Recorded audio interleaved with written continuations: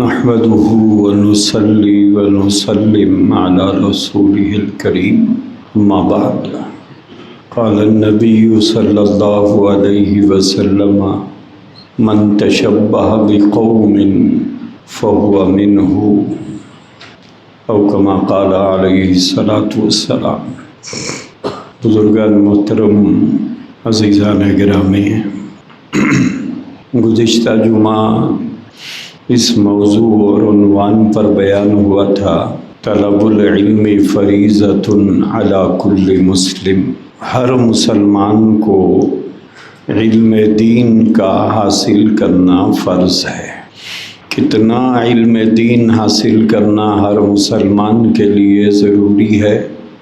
ضروریات دین کا علم حاصل کرنا ہر مسلمان کے لیے لازم اور ضروری ہے، اور اس کی تفصیل میں نے گزشتہ جمعہ آپ کے سامنے رکھی تھی۔ عام طور پر گرما کے آغاز کے بعد بچوں کا تعلیمی سال ختم ہوتا ہے۔ مہینہ ڈیڑھ مہینے کے بعد دوسرے تعلیمی سال کا آغاز ہوتا ہے۔ کچھ تو بچے وہ ہوتے ہیں جو پہلے سے اسکول جا رہے ہوتے ہیں، اور کچھ بچے وہ ہیں جو آنے والے سال سے اسکول جانا شروع کریں گے۔ نرسری سے عام طور پر ان کے تعلیم کا آغاز ہوتا ہے۔ ہر ماں باپ کی یہ خواہش ہوتی ہے کہ ہمارے بچے اچھے سے اچھے اسکول میں پڑھیں، اچھا ماحول انہیں فراہم ہو، اور وہاں پڑھنے والے بچے بھی اچھے گھرانوں سے تعلق رکھتے ہوں اور بڑے ہو کر قابل بچوں کی صف میں وہ کھڑے ہو سکیں، اور دنیاوی اعتبار سے ان کے ہاتھوں میں اچھی تعلیم کی ڈگریاں ہوں، تاکہ وہ جب تک اس دنیا کے اندر رہیں اچھا کمائیں بھی، اور ماں باپ کے لیے آنکھوں کی ٹھنڈک بھی بنے، اور بڑھاپے میں ان کا سہارا اور آسرا بھی بنے۔ ہر ماں باپ اسی آرزو کو لے کر اور اسی خواہش کے تحت میں اپنے بچوں کو پڑھانا شروع کرتے ہیں۔ اس کے لیے باپ کو دھوپ میں جلنا پڑتا ہے، پسینہ بہانا پڑتا ہے، کئی مرتبہ بازار سے دل چاہنے کے باوجود بھی نگاہیں پھیر کر پیسے بچا کر گھر کو آنا پڑتا ہے۔ کبھی دل کی خواہش کو دبانا پڑتا ہے، کبھی زبان کے چٹخاروں کو چت کر کے اپنے ارمانوں کو دبا دینا پڑتا ہے کہ یہ پیسے رہیں گے تو بچوں کو کام آئیں گے۔ درد رکھنے والے اور اپنے بچوں کا فیوچر اور مستقبل بنانے کی فکر رکھنے والے ہر باپ کا یہی حال ہوتا ہے۔ وہ روپیہ اور پیسہ خرچ کرتے ہوئے ہمیشہ سوچتا ہے کہ اگر یہ خواہش پوری نہ کروں تو بچوں کی فلاں خواہش پوری ہو جائے گی، میری یہ ضرورت میں روک لوں تو بچوں کی فلاں ضرورت پوری ہو جائے گی۔ درد رکھنے والے ہر باپ کی یہی کیفیت ہوتی ہے۔ دنیا میں باپ ایک ایسی ہستی ہوتی ہے جو اپنے دل میں یہ آرزو رکھتا ہے کہ میرا بچہ مجھ سے زیادہ قابل بنے۔ پوری دنیا میں آپ سے محبت جتنے لوگ کرتے ہیں، اگر آپ تلاش کریں گے تو باپ جیسا کوئی آدمی آپ کو نہیں ملے گا کہ جس کی یہ آرزو ہو کہ فلاں مجھ سے زیادہ قابل بنے۔ ایک باپ ہوتا ہے جس کی یہ خواہش ہوتی ہے کہ میرا بچہ مجھ سے زیادہ قابل بنے، مجھ سے زیادہ تعلیم حاصل کرے۔ میں کسی وجہ سے زیادہ نہیں پڑھ سکا لیکن میرا بچہ مجھ سے زیادہ پڑھے۔ فلاں ڈگری میں حاصل نہیں کر سکا، کم از کم میرا بچہ وہ فلاں ڈگری حاصل کرے۔ میں بہت کم تنخواہ کے اندر گزارا کرتا تھا، ایسی نوبت میرے بچے کو نہ آئے۔ لہٰذا انہی ارمانوں اور آرزوؤں کو لے کر ایک باپ اپنی دن بھر کی کمائی میں سے بقدر ضرورت پیسہ اپنی ذات پر خرچ کرتا ہے اور باقی پیسہ اپنے بچوں کا فیوچر سوچ کر اسے جمع کر رکھتا ہے۔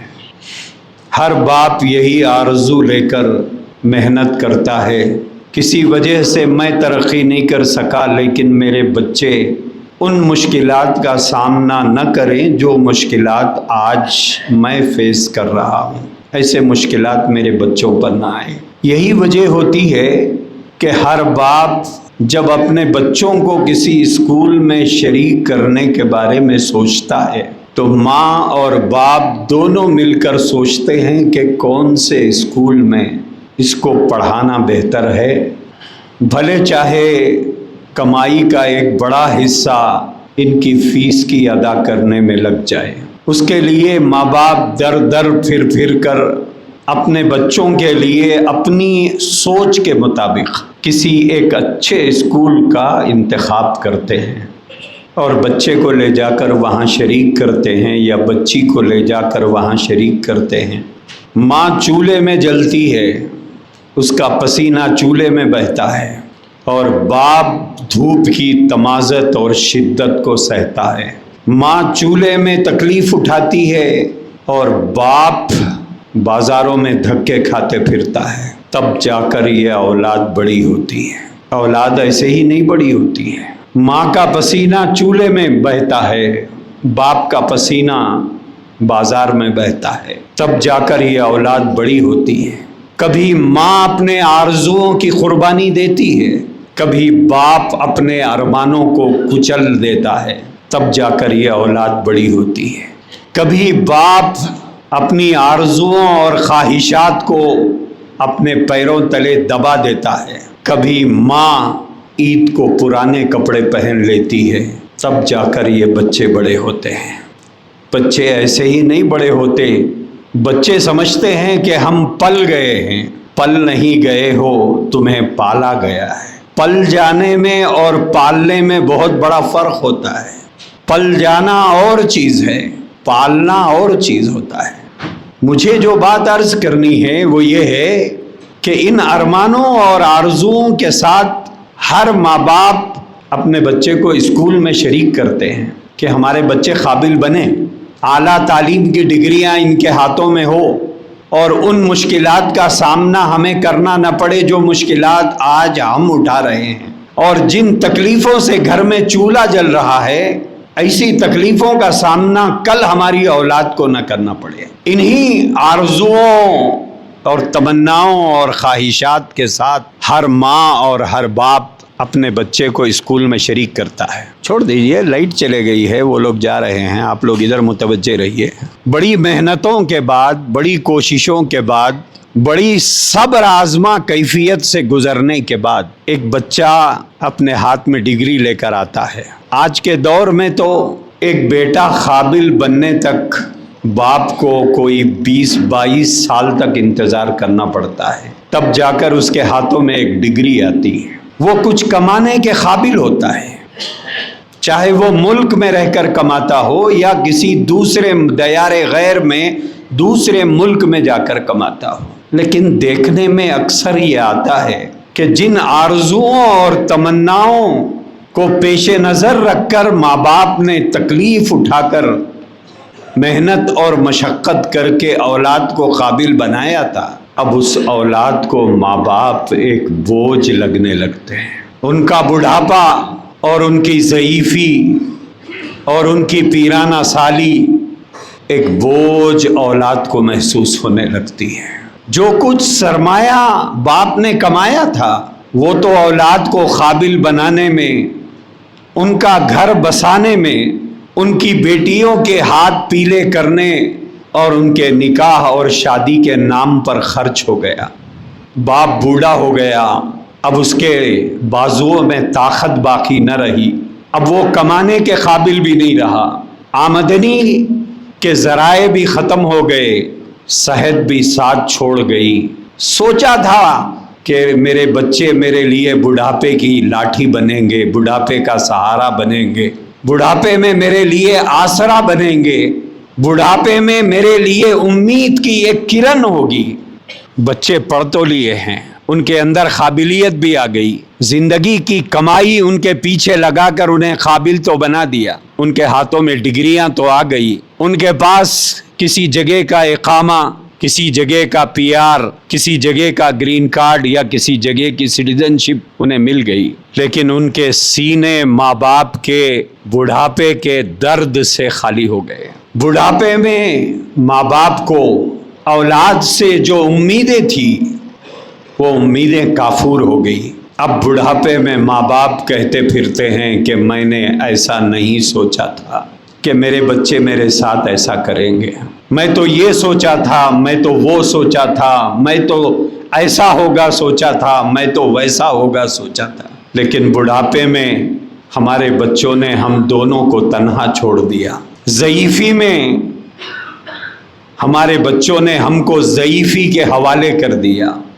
دنیا میں بہت ماں باپ ہیں، آپ میں سے کوئی نہیں ہوگا تو خوش قسمت ہے، لیکن دنیا میں بہت ماں باپ ایسے ہیں جو بڑھاپے میں اولاد کی بے وفائی کی وجہ سے اور ان کی بے رخی کی وجہ سے ان کے آنکھوں میں آنسو اور اولاد کی امیدوں کو توڑنے کی وجہ سے دل میں ایک درد ہوتا ہے۔ نہ جوانی میں کمایا ہوا پیسہ ساتھ ہے، نہ عمر اس بات کی اجازت دیتی ہے کہ اب کچھ کر سکے۔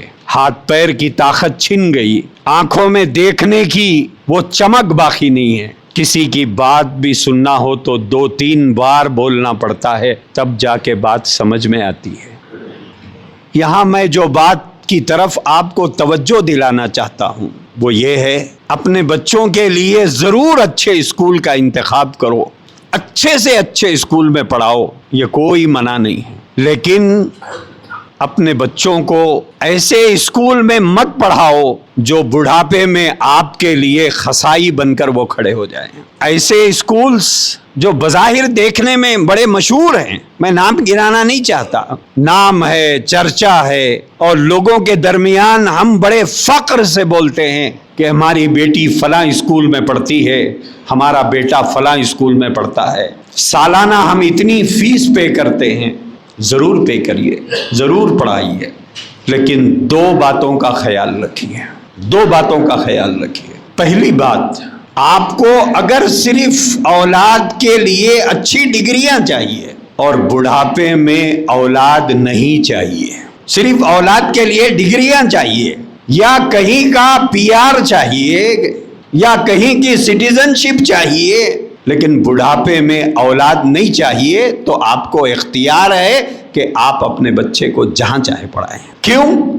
جیسے اسکول کا ہم انتخاب کریں گے اور جس اسکول میں لے جا کر ہم نرسری میں بچے کو شریک کریں گے، جہاں پر 10th تک وہ پڑھے گا، پھر وہ انٹر میں جائے گا، پھر وہ گریجویشن کرے گا، اس پورے عرصے کے اندر، احمد بھائی بیٹھ جائیے آپ، یا تو آپ وہاں بیٹھیے، اس پورے تعلیمی عرصے کے اندر جن اسکولز میں ہم پڑھانا چاہتے ہیں وہاں پر صرف ہمارے بچے اور بچیوں کو فیوچر فیوچر فیوچر یہی ذہن میں بٹھایا جاتا ہے کہ تمہارا فیوچر، تمہارا مستقبل، اس میں کہیں آپ کا ذکر نہیں ہوتا، کہیں بھی آپ کے پسینے کے بہنے کا ذکر نہیں ہوتا، کہیں بھی آپ کے بڑھاپے کا تذکرہ نہیں ہوتا، کہیں پر آپ کی ضعیفی کا تذکرہ نہیں ہوتا۔ صرف اس کے ذہن میں یہ بٹھایا جاتا ہے کہ تمہیں ڈاکٹر بننا ہے، تمہیں لائر بننا ہے، تمہیں انجینئر بننا ہے، تمہیں گریجویٹ بننا ہے، تمہیں پوسٹ گریجویٹ بننا ہے۔ یقیناً ہم بھی بنانے میں لگے ہوئے ہوتے ہیں، بن جاتا ہے بچہ، اس کے بعد ہمارا بیٹا بیٹی تو کسی کے گھر چلے جائے گی، پھر ہمارا بیٹا کہتا ہے کہ اگر میں آپ لوگوں کے ساتھ رہوں گا تو میرا فیوچر کیسا ہے، اگر میں آپ لوگوں کے بڑھاپے اور ضعیفی کو دیکھتے بیٹھوں تو میرا اپنا فیوچر کیا ہے؟ کیوں؟ جن اسکولز میں ہم اپنے بچوں کو پڑھاتے ہیں وہاں ہمارے بچوں کے ذہن میں صرف فیوچر بٹھایا جاتا ہے۔ اسی لیے ایک بڑی اکثریت مسلمان گھرانوں کے بچوں کی بڑھاپے میں اپنے ماں باپ کو بڑھاپے کے حوالے کر دیتی ہے۔ ہاں کچھ پیسے ضرور مہینہ دے دیتی ہے، زندہ رہنے تک کھا لو، لیکن ہم آپ کے ساتھ رہ نہیں سکتے، آپ کے بڑھاپے کا آسرا نہیں بن سکتے، سہارا نہیں بن سکتے۔ اسی لیے میں نے کہا کہ جن ماں باپ کو کہ دل میں یہ آرزو ہو کہ میرے بچوں کی بڑھاپے میں مجھے ضرورت نہیں ہے، تو وہ ماں باپ لے جا کر اپنے بچوں کو کانوینٹ میں شریک کریں، عیسائی مشنری اسکولز میں شریک کریں، انہیں یہود و نصارہ اور دوسری قوموں کے ہاتھوں میں اپنی اولاد کو دے دیں، اور وہی ہم کر رہے ہیں۔ اور ہمارے بچوں کی پرورش، دیکھ بھال، ان کی ذہنیت، ان کی سوچ، ان کی فکر کو کیسی بنانا ہے، یہ سب وہ بنا رہے ہیں، اور ہم انتظار میں ہیں کہ میرا بیٹا ڈگری لے کر کل بڑھاپے میں میرا آسرا اور سہارا بنے گا۔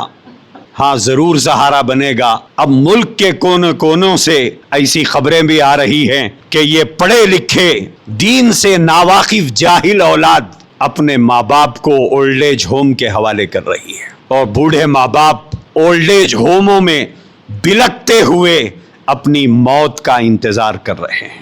وہ جو آرزو اور ارمان ہم نے پالے تھے اولاد کے سلسلے میں، بڑھاپے میں وہ آرزو پوری تو نہ ہوئی، جوانی میں خون بہا، بڑھاپے میں آنسو نکلے۔ اس لیے جن بچے اور بچیوں کو آپ جون کے مہینے سے اسکولوں کو بھیجنے والے ہیں، سوچ سمجھ کر بھیجا کرو کہ ہم اپنی اولادوں کو کن کے حوالے کر رہے ہیں۔ جہاں ہمارے بچے 12-14 سال تک ایک ہی اسکول میں پڑھیں گے، یہاں پڑھانے والے کون ہیں؟ ان کی ذہنیت کیا ہے؟ یہ ہمارے بچوں کو کیا تعلیم دیں گے؟ یہ بچے ہمارے بڑھاپے کا سہارا بنیں گے یا بڑھاپے میں ہمارے لیے آنسوؤں کا ذریعہ بنیں گے؟ کیا بنیں گے ہمارے بچے؟ یہ ہمیں سوچنا ہے۔ ایک بات، دو باتیں میں نے کہا تھا، ایک بات یہ عرض کرنی تھی کہ کون سے اسکول میں شریک کرنا ہے۔ یہ سوچئے، ابھی پچھلے ہفتے میرے پاس ایک خاتون نے فون کیا تھا، شوہر کی خواہش یہ تھی کہ ہم اپنے بچوں کو کم سے کم ایسے ماحول میں پڑھائیں جہاں ان کا عقیدہ، ایمان، کلچر محفوظ رہے، اور بیوی کی آرزو یہ ہے کہ ہم گرامر میں پڑھائیں گے یا روزی میں پڑھائیں گے۔ 4-5 اسکولز کے نام انہوں نے گنائے، کہا کہ مولانا میری خواہش یہ ہے کہ اچھے فیوچر کے لیے میں اپنے بچوں کو فلاں فلاں اسکول میں پڑھانا چاہتی ہوں، اور یہ جتنے نام اس خاتون نے گنائے وہ سارے عیسائیوں کے اسکولز ہیں۔ اور مرد کی خواہش یہ ہے کہ ہم اس ماحول میں اپنے بچوں کو نہیں ڈالیں گے، ہم ایسی جگہ پڑھائیں گے جہاں ہمارے بچوں کے عقیدے بھی محفوظ رہیں، اسلامی کلچر بھی ہو، اسلامی ماحول بھی ہو، اسلامی تہذیب اور تمدن بھی ہو۔ دونوں اس معاملے میں ایک دوسرے سے الجھ گئے۔ وہ معاملہ لے کر میرے پاس آئے تھے کہ چلو مولانا جو فیصلہ کریں گے اس کے مطابق ہم اپنے بچوں کو شریک کریں گے، لیکن خاتون اتنی گرم تھی اس معاملے کو لے کر جیسا کہ اس معاملے میں ان کی جنت اور جہنم کا فیصلہ ہونے والا ہے۔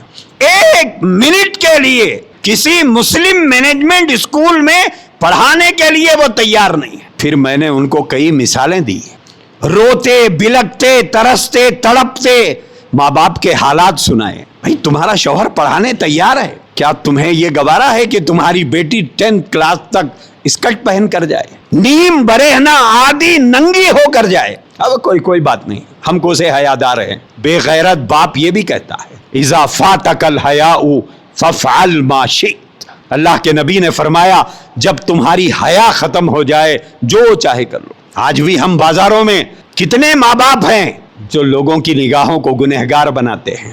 ہماری بیٹیاں یا ہماری گھر والیاں گاڑیوں پر ایسے بیٹھتی ہیں، اسے پتہ ہی نہیں ہے کہ اس کا برقع کہاں تک اٹھا ہوا ہے، اسے پتہ ہی نہیں ہے کہ وہ جو شلوار پہنی ہوئی ہے وہ شلوار کتنی اوپر تک اٹھا ہوا ہے، اور کتنی نگاہوں کو وہ گنہگار بنا رہی ہے جو اس کے گاڑی کے پیچھے ہے۔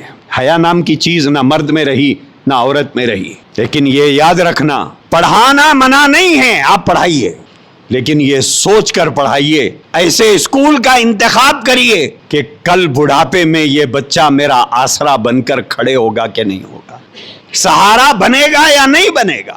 اور دوسری بات یہ عرض کرنی تھی، 2 باتیں میں نے کہا تھا۔ پہلی بات یہ ہے اسکول کا انتخاب کرنے میں سوچ سمجھ کر انتخاب کیجیے۔ میں 1970-80 کی بات نہیں کر رہا ہوں جب ہم لوگ پڑھتے تھے۔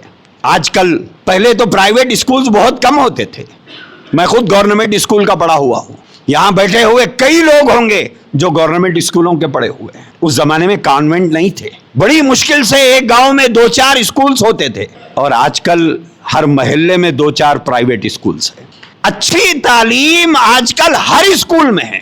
کمپٹیشن کا دور ہے. ابھی 10th کا رزلٹ آیا ہے, اخبار دیکھتا ہوں میں, چھوٹے چھوٹے اسکولز جو چھوٹے چھوٹے محلوں میں ہیں وہ اپنا رزلٹ جو ڈال رہے ہیں, تعجب ہو رہا دیکھ کے کہ اتنے چھوٹے چھوٹے اسکولز میں اتنی اچھی تعلیم. جو بڑے بڑے نامور اسکول ہیں ان کے کاندھے سے کاندھا ملا کر چل رہے ہیں یہ لوگ. تعلیم تو ہر جگہ اچھی ہے, اچھی تعلیم تو ہر جگہ ہے. اب بعض مرتبہ ہم ناموں کے دیوانے ہوتے ہیں, جیسے بعض لوگ جوتے خریدنے میں, چپل خریدنے میں, کپڑا خریدنے میں, گھڑی خریدنے میں برانڈ کا شوق ہوتا ہے لوگوں کو کہ ہم فلاں برانڈ کا پہنتے ہیں. وہ برانڈ کا شوق ہوتا ہے, حالانکہ دونوں ایک ہی کام دیتے ہیں, 19-20 کا فرق ہوتا ہے. تو ایک اسکول کے انتخاب سوچ سمجھ کر کیجئے کہ میرے بچوں کو میں کن کے حوالے کر رہا ہوں, اور ان کی تربیت آئندہ 12-14 سال تک, ہائی اسکول کی تعلیم کمپلیٹ ہونے تک یہ بچے میرے ان کے ہاتھوں میں رہیں گے. خشت اول چون عہد معمار کج تا سریا میر اود دیوار کج. شیخ سعدی علیہ الرحمہ نے فرمایا کہ معمار, تعمیر کرنے والا, مکان بنانے والا, جو میستری ہو یا انجینئر ہو, جب بنیاد کا پہلا پتھر ٹیڑھا رکھ دیتا ہے تو پھر اب وہ عمارت جو آپ بنا رہے ہیں برج خلیفہ سے بھی بڑی بنا لے تو وہ ٹیڑھی ہی بنے گی, سیدھی نہیں جائے گی. وہ ٹیڑھی جائے گی کیونکہ اس کی بنیادوں میں ٹیڑھا پن ہے. اس لیے اسکول کے انتخاب میں سوچ سمجھ کر انتخاب کیجیے, جذبات میں مت بہیے. ہمیشہ آپ جوان نہیں رہو گے, ایک دن بوڑھے ہو جاؤ گے. ہمیشہ آپ کمانے کے قابل نہیں رہو گے, ایک دن بوڑھے ہو جاؤ گے, اور یہ کمائی آپ کے ہاتھوں سے نکل جائے گی. دوسری بات, تعلیم آپ جس زبان میں دلانا چاہو دلاؤ. اب ہمارا شوق انگلش سے آگے کا ہے بھی نہیں, اور وہی کلچر سب جگہ ہے, دلاؤ, آپ کو کوئی ممنوع نہیں ہے. دو چیزیں الگ الگ ہے, یہ ذہن میں رکھو. ایک ہے تعلیم, ایک ہے کلچر. تعلیم آپ جس زبان میں دلانا چاہو دلاؤ. اردو پڑھنے پڑھانے کا ماحول تو تقریباً ختم ہی ہو گیا. کوئی سیکنڈ لینگویج لیتے بھی ہیں تو وہ بھی ماں باپ پسند نہیں کر رہے ہیں کہ بچے سیکنڈ لینگویج میں اردو لیں. بولے ہندی لے لو بھائی, وہاں بھی اردو گوارا نہیں ہے. جس ڈگر پر آج کی یہ نوجوان نسل چل رہی ہے, جن کے بچے ابھی چھوٹے چھوٹے ہیں, جس ڈگر پر ہمارے نوجوان نسل اپنے بچوں کو اسکولوں میں شریک کرنے کے لیے دونوں گاڑی پہ بیٹھ کے گلی گلی پھر کے اسکول جو دیکھ رہے ہیں, اور وہاں پر سیکنڈ لینگویج میں اردو کو نکال کے بازو پھینک رہے ہیں, اور اس کی جگہ پر یا تو تیلگو لے لو یا ہندی لے لو. ایسا محسوس ہوتا ہے کہ آئندہ, اللہ کرے کہ میری سوچ غلط ہو, وہ لاکھوں کی تعداد میں جو اسلامک لٹریچر اردو میں لکھا ہوا ہے وہ سب ضائع ہو جائے گا, کسی کام کا نہیں رہے گا, کوئی پڑھنے والا نہیں ہوگا. وہ جو لاکھوں کتابیں علماء نے جو لکھ کے رکھی ہیں, عربی میں تو ہے لٹریچر, آپ کی کس کام کی ہے؟ ہم جس ملک میں رہتے ہیں اس ملک کی زبان عربی نہیں ہے.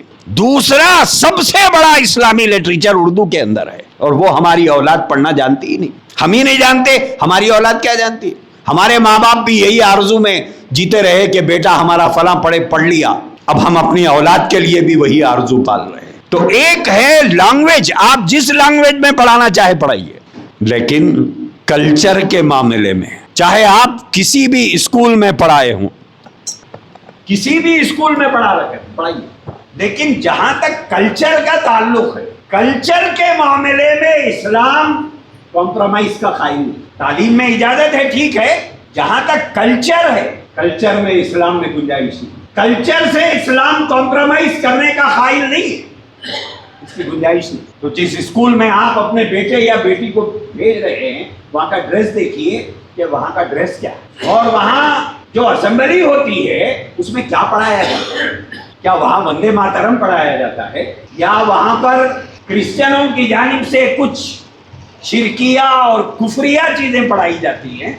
وہاں ڈریس کیسا ہوگا, ہماری بیٹی یا بیٹے کو کب تک آدھے ننگے ہو کر جانا پڑے گا, اور وہاں پر کون کون سے فیسٹیولز سرکاری طور پر منانا لازم ہے, ان سب چیزوں پر بھی غور کی.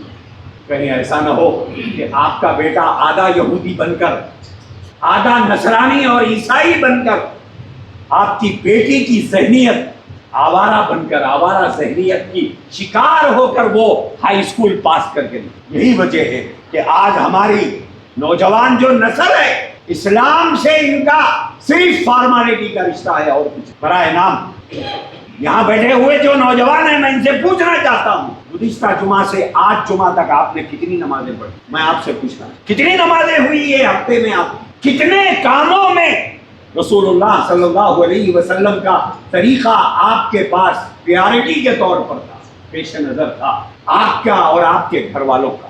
ہم اپنی سرپرستی میں، اپنے گود میں پال کر اسلام کا باغی اور رسول اللہ کے طریقوں کا غدار بنا رہے ہیں اپنی اولاد. بڑھاپے میں آپ رو گے، ہم نہیں، آپ رو.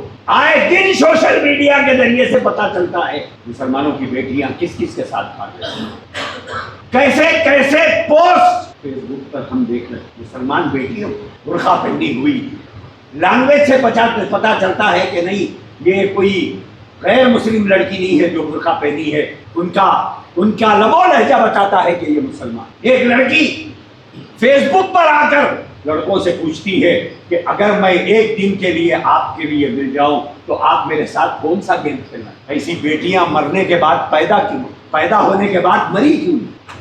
کوٹھے پر کام کرنے والی بھی اتنی بے حیا نہیں ہوتی ہے جو آج کی بیٹیاں بے حیا. باضابطہ جو کمنٹس اس کے اوپر ہے، نوجوان بچوں، یہ سوال کرنے والی بھی مسلمان ہے اور اس پر کمنٹس کرنے والے بے غیرت بھی مسلمان نوجوان. ایسے ایسے کمنٹس، کہیں سے عزت دار ہونے کا یا عزت دار باپ کی اولاد ہونے کا تصور بھی نہیں کیا جا سکتا کہ یہ عزت دار اولاد کی ماں باپ کی اولاد ہے یا یہ خود عزت دار. کوٹھوں پر ناچنے والیاں بھی اتنی بے غیرت نہیں ہوگی جتنی آج چار دیواریوں پہ رہنے والی بعض بیٹیاں بے غیرت. فیس بک پہ یہی حال، انسٹاگرام پہ یہی حال. عید کے کپڑے پہنتی ہے، لوگوں سے آ کر پوچھتی ہے گائس میں کیسی دکھ رہی. یہ ہمارے گھروں کی بیٹیاں ہیں، یہ ہمارے گھروں کی بیٹیاں ہیں، یہ ہمارے گھروں کی بہنیں ہوٹل میں کھانا کھا رہے ہیں اور اس کے فوٹوز اور ویڈیوز سوشل میڈیا پہ وائرل. یہ ہے وہ انجام.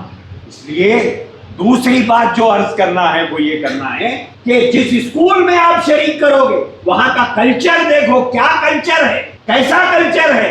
اور بہت سے مسلم مینجمنٹ اسکولز ایسے ہیں جیسے شہد لگا کر مکھیاں بلاتے ہیں، ایسے ہی بہت سے مسلم مینجمنٹ اسکول ہم نے دیکھا ہے، جاتے ہیں ہم بھی، بعض فنکشنز میں بلائے بھی جاتے ہیں. وہاں کا ماحول اور کلچر میں اور کانوینٹ کے کلچر میں کوئی زیادہ فرق. اپنی اولادوں کے ایمان کا سودا ماں باپ کر، اس لیے سوچ سمجھ کر اپنے بچوں کو شریک کرو کہ آپ اپنے بچوں کو کس کے حوالے کریں. اور اسلام اتنا آپ کا میرا محتاج نہیں. ہم سمجھ رہے ہیں کہ اسلام ہمارا محتاج ہے، نہ اللہ محتاج ہے نہ اسلام محتاج. آج یورپ کے اندر، ابھی گزشتہ ہفتے میرے پاس ایک صاحب آئے تھے، امریکہ میں رہتے ہیں، کچھ مشورہ کرنے آئے تھے تو وہاں کے حالات سناتے ہوئے کہہ رہے تھے مولانا تیسری نسل مسلمان باقی نہیں، تیسری نسل مسلمان نہیں ہے. کیوں؟ اس لیے کہ ہم نے اپنے گھروں میں اسلامی کلچر کو گھروں سے نکال دیا. کرو، کیا فرق پڑنے والا ہے؟ اللہ کو کوئی فرق پڑے گا؟ یہ 20-22 کروڑ اگر اسلام چھوڑ دیں تو اللہ کو کوئی فرق پڑنے والا ہے؟ کوئی فرق نہیں پڑے گا. آپ کے میرے چلے جانے سے کیا فرق پڑے گا؟ کیا فرق پڑے گا اسلام کو؟ 1400 صدیوں میں، 1400 سالوں میں اسلام کے خلاف کئی طوفان اٹھے، کیا فرق پڑا؟ مسلمان ختم ہو گئے، اسلام ختم ہو گیا، قرآن ختم ہو گیا، رسول اللہ کے ماننے والے ختم ہو گئے. تاریخ بغداد کے اندر لکھا ہے جب ہلاکو خان نے مسلمانوں کا قتل عام کیا تھا، لکھنے والوں نے لکھا ہے تاریخ اندلس کے اندر کہ جب گھوڑے دوڑتے تھے تو مسلمانوں کے خون میں گھوڑوں کے کمر تک، کمر سے نیچے جو جہاں پیر کا جوائنٹ ہوتا ہے وہاں تک گھوڑوں کے پیر خون میں، مسلمانوں کے خون میں دھس کے دوڑ. اتنا قتل عام ہوا. کیا اسلام ختم ہو گیا؟ اتنا قتل عام مچایا. کیا اسلام ختم ہو گیا؟ اسلام نہیں ختم اور نہ ہوگا. جس دن دنیا ختم ہوگی اس سے پہلے اسلام، اس سے پہلے مسلمان ختم. ہم کو یہ سوچنا ہے کہ ہم اپنی نسلوں کو کس کے حوالے کریں. بناؤ ڈاکٹر، کون منع کر رہا؟ بناؤ انجینئر، بناؤ پائلٹ، بناؤ آرکیٹیکچر. یہ چھوٹی چھوٹی آرزو کیوں؟ IAS IPS کی آرزو کیوں نہیں؟ IFS कराने की आरज़ू क्यों नहीं? बनाओ कल्चर में सौदा। हमारा बेटा डॉक्टर रहे, इंजीनियर रहे, लॉयर रहे, खाना खाएगा रसूलुल्लाह के तरीके, यह है कल्चर। हमारी बेटी लिबास पहनेगी जिसकी इजाजत अल्लाह के नबी ने दी। हमारे घरों की खुशियां रसूलुल्लाह के बताए हुए तरीके के मुताबिक होंगे, वो स्कूल में बताए हुए तरीके के मुताबिक। जब तक वक्त नहीं है, बहुत ज्यादा वक्त हो गया, आखिरी बात बताता हूँ, याद रखना। कुफ्र डायरेक्ट अटैक नहीं करता है, कुफ्र डायरेक्ट अटैक नहीं करता, डायरेक्ट वार नहीं करता, क्योंकि आपको अगर डायरेक्ट बुलाया जाए यहूदियत की तरफ, ईसाइयत की तरफ, हिंदुइज्म की तरफ, बुद्धिज्म की तरफ, जैनिज्म की तरफ, आप नहीं गए। अरे बोले मैं इस्लाम को छोड़ के थोड़ा ही आऊंगा। अच्छा, डायरेक्ट अटैक नहीं होगा आपके ऊपर, आप पर और आपकी नस्लों पर अटैक होगा कल्चर के रास्ते। कुफ्र हमारे घरों में कल्चर के रास्ते से आएगा। ये बर्थडे करना इस्लामी कल्चर है। फिर ये बेगैरत बाप अपने बेटे और बेटी को बिठा कर ले जाकर जो केक खरीद के लाता है, इसे हया है थोड़ी? तो नहीं, बोले बीवी नहीं मान ली। अब इतना ही बहादुर मर्द है तू, अब तेरे बारे में इससे ज्यादा क्या जुमले कहे जा सकते? कि तू घर में औलाद की ईमान की हिफाजत नहीं कर सकता तो तू किस दर्जे का मर्द है, खुद सोच। एनिवर्सरी हमारे घर में, बर्थडे हमारे घर में, और इस तरह के बहुत सी चीजें हमारे घर में। क्या ये इस्लाम के तरीके हैं? नहीं साहब, ये कुफ्र के अंदर आने की खिड़की हमने खोल रखी है। यहाँ से आएगा, इधर से डायरेक्ट अटैक नहीं होगा, ये खिड़कियों में से और इन छोटे छोटे रोशनदानों में से कुफ्र इधर से अटैक करता है, और हम अट्रैक्ट भी उसी चीजों से हो रहे हैं। खानदान में से दावत आती है कि हमारे बच्चे का बर्थडे है, आप अपने बच्चों को लेके आइए। हमारे तो ईसाई बन गए, हम आपके बनाना चाहते। जिगर नहीं है इतना ये कहे कि सॉरी मैं नहीं ला सकता अपने बच्चों को, मैं अपने बच्चों को यहूदी और नसरानी नहीं बना सकता, मैं रसूलुल्लाह का बागी नहीं बना सकता, मैं इस्लाम का गद्दार नहीं बना सकता। इतना कहने का आज के नौजवान में जिगर। नाराज हो जाता है कि नाम पे बर्थडे का खाना भी खाता है, नाराज हो जाते के नाम पे चहरुम का खाना भी खा लेता है, चाहे मोहताज रहे न रहे, जरूरतमंद रहे न रहे। याद रखो नौजवानों, याद रखो, बड़ों के तो बच्चे बड़े हो गए हैं, तुम अपना बुढ़ापा अगर कस्मा पुरसी में, लाचारी में, बेबसी में, मजबूरी में तड़प कर अगर गुजारना चाहते हो, अपनी औलादों को कॉन्वेंटों के हवाले करो और इस्लामिक कल्चर को अपने घरों से निकाल दो। इंशाअल्लाह एक दिन आपकी औलाद आपको घरों से निकाल। लिख के रख लेना मेरी ये बात, मैं दुनिया में रहूं ना रहूं, ये मंजर आप देखो। हम देख रहे हैं हमारे पास बिलखते हुए माँ बाप के फोन आते हैं, बिलखते हुए बूढ़ी माओं के फोन आते हैं। आज माओं का बंटवारा होता है बाप के मन के। माँ बड़े भाई के पास 3 महीने रहेगी, मंगले के पास 3 महीने रहेगी, छोटे के पास 3 महीने रहेगी, और वो जुमा 8 दिन नहीं हुआ बीवी बनकर हमारे घर आने वाली कहती है क्या आप अपनी माँ को अकेले पैदा हुए, दूसरे नहीं पैदा हुए? वो भी कॉन्वेंट की पड़ी हुई, ये भी कॉन्वेंट का पड़ा हुआ। आज माएं, बेवा माएं दर बदर भटक रही, कोई पूछने वाला नहीं। एक वाकया तो मेरे सामने ऐसा आया कि औलाद ने फैसला किया कि बाप मेरे पास रहेगा, माँ तुम्हारे पास, दोनों इकट्ठे नहीं गए। बोले माँ को मैं रख लूंगा, बाप को ये रख लेगा, जीते जी दोनों को जुदा। क्या करते, जो कमाया था सब औलाद को काबिल बनाने में लगा दिया। अब बूढ़े हो गए, न जवानी की कमाई रही न जिस्म में ताकत। इसलिए औलाद की तरबियत पर तवज्जो।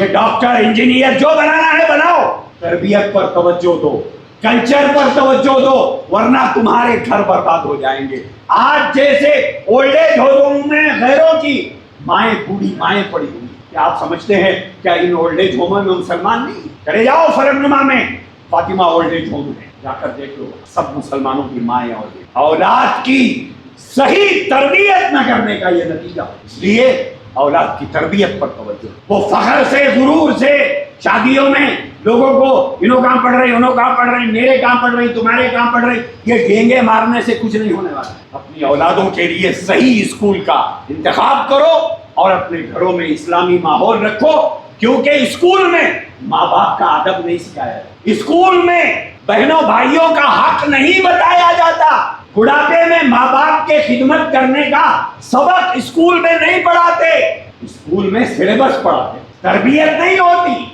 इसीलिए आज मैं 56 साल की मेरी उम्र है, आज भी मेरे उस्ताद का जूता में उठा।